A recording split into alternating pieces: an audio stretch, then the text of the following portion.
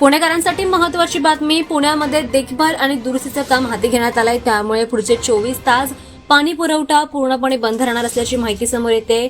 आज आणि उद्या नागरिकांना कमी दाबामध्ये पाणी मिळणार आहे. त्यामुळे नागरिकांना पाण्याचा जपून वापर करण्याचं आवाहन महानगरपालिकेने दिलंय. पुणे महानगरपालिकेच्या बंड गार्डन पाणी पुरवठा विभागामार्फत तातडीने देखभाल आणि दुरुस्तीचं काम हाती घेण्यात आलंय. त्यामुळे या कामामुळे आज आणि उद्या पाणी पुरवठा पूर्णपणे बंद राहणार आहे. तर उद्या म्हणजे 19 तारखेला पाणी उशिराने किंवा कमी दाबाने पाणी पुरवठा होणार असल्याची माहिती पुणे महानगरपालिकेच्या पाणी पुरवठा विभागाने दिली आहे.